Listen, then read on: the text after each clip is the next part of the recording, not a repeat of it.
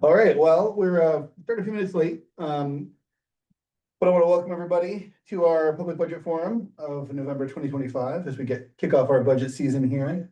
There are no members of the fiscal audience here tonight, so what I think we're going to do is we're going to really quickly go over the fiscal year 2027 goal and process. Then we'll hear a presentation by Evan on sort of some of those points, and then I think we'll wrap it up. We'll do this so that we have a recording of this presentation available for people to watch for the rest of the budget process this year. Sound good, everybody?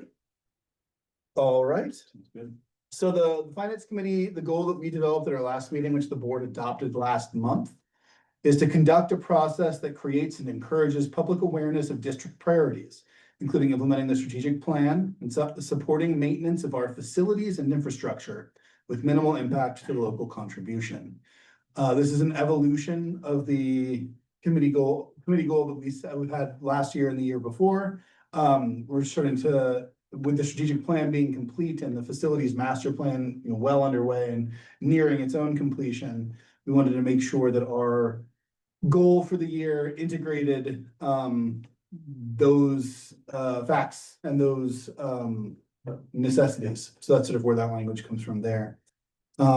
With that, I'll hand it off to Evan, who's got a little presentation for us. Yeah, thank you. I did put together a little presentation. I wanted this to be a bit of an overview and to get everyone on board with the language that we're speaking. So one of the things we're going to talk about is EPS, and that's kind of a challenging thing for some people to understand, but that's basically our baseline of funding from the state. And this presentation should help clarify a few of those points, show us where we are right now in fiscal year 2026, and then look at some of the cost drivers for fiscal year 2027. So this is really all about understanding our current budget, and I want to use this as a guide to how we can fund the students' education in this district. So first of all, what is a school budget? School budget is a detailed plan, and that outlines the district's educational priorities and allocates the financial resources to support those goals. In a nutshell, it's a statement of our values. It shows where we invest in our students, and this covers everything from teacher salaries and classroom supplies to building maintenance and transportation needs. That's just a small sliver of it. Obviously, schools are really inclusive of everything from athletics to music and arts programs. So a school budget is a large encompassing program that takes a lot of time and attention from the folks in this room to look at every year. Our current fiscal year budget is $57 million, or almost 58, so $57,876,308, and it's broken up into 12 articles, everything from regular instruction, special education.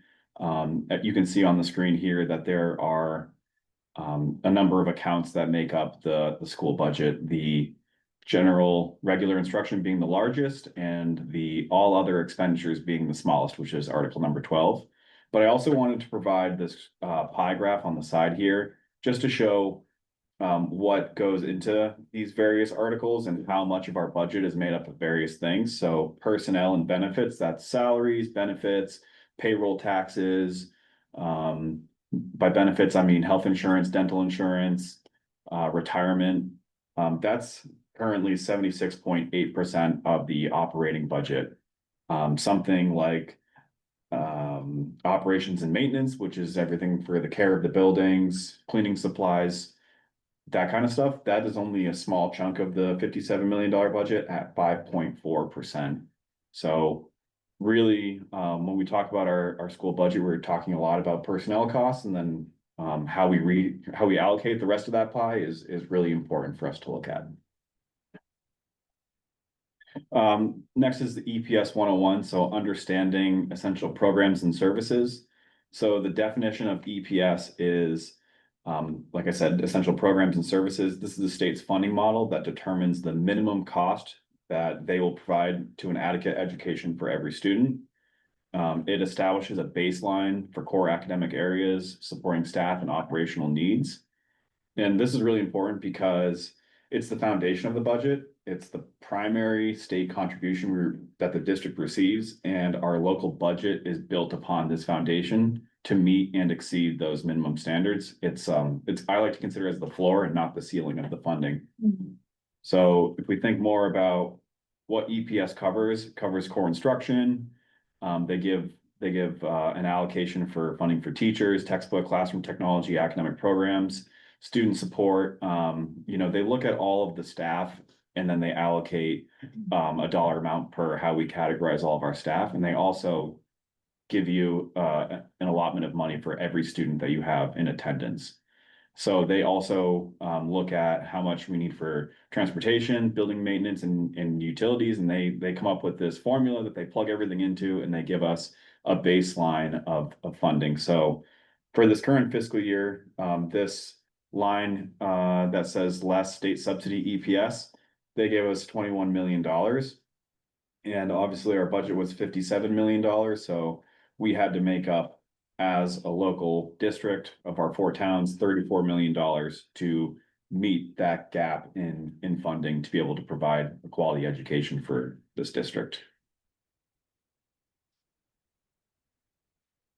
Some of the challenges that we're facing next year are rising costs in health and dental insurance. Last year, we had a 13.8% increase in our health insurance, and I don't anticipate that going down. A lot of what we hear about in the news is the rising cost of insurance. Things just continue to go up in the insurance side of things, and I don't anticipate that being any different for this coming fiscal year. Energy and transportation are also things that continue to go up. So because of tariffs, the school buses that we will need to replace throughout the year are going to go up by about 5%. And, that is significant when you're paying over $100,000 for a bus. All those incremental costs do add up and they add to the bottom line.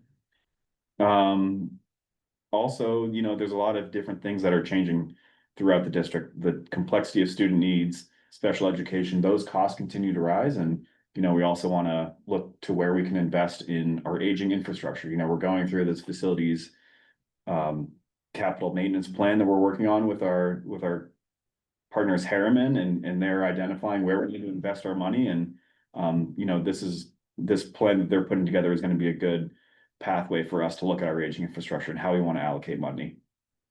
And then the funding gaps. So state and federal funding, like EPS, doesn't actually cover the actual costs of services, or it feels like they're underfunding us each year. And that's a big piece of what we need to, we just need to look to make up those funding gaps.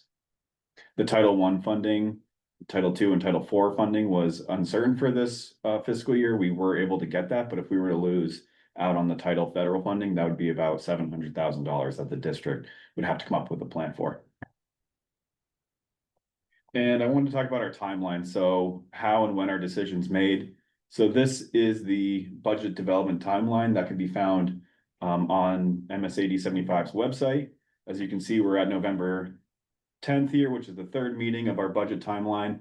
And we have a robust timeline really starting in December and January, where we hear from principals of various district department heads, so they can show the public and the budget committee what it looks like to put together the budget for next year. And we're going to talk about everything from food service, adult education, instruction and technology, transportation. We're going to talk about the debt service, so how much we owe on our bonds.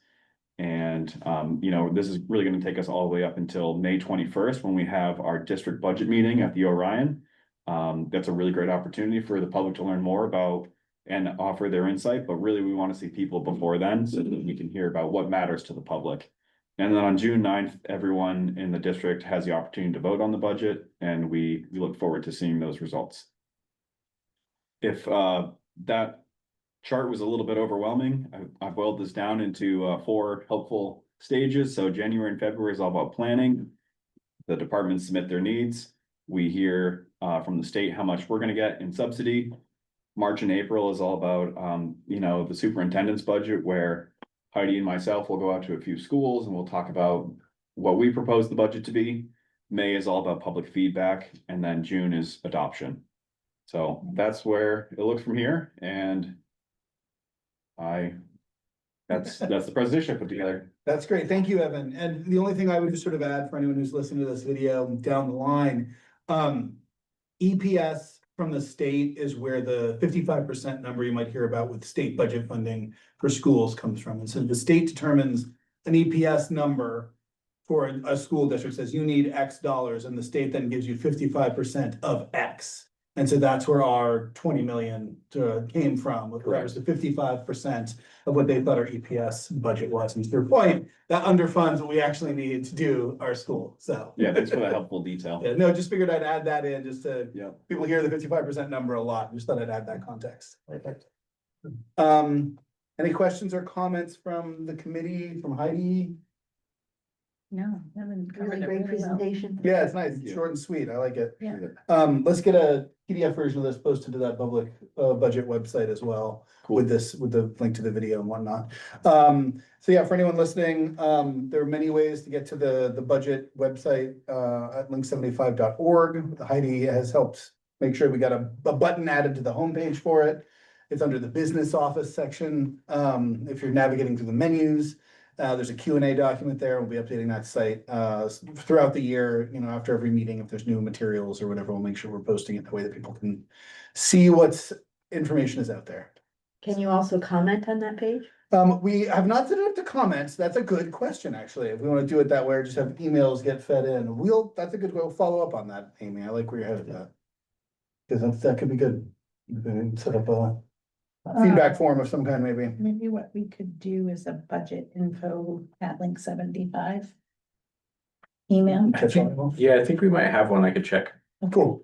Good call, Amy. It's almost like you were chair last year. Well, the facilities thing, people really like the interactive. That was really good. I agree. That was Yes, very that's successful. great. Harriman, The- I think, showed us a lot of good so we can adopt that. rules.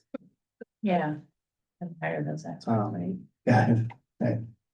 Well, cool. Well, if no one has anything else to add, short and sweet seems to be the name of the game today, but I don't think without anyone here to ask questions of us, we have much business that we could really do at this point in time. So going once, going twice. Enjoy this video, everybody, in posterity, but I think we're done for now.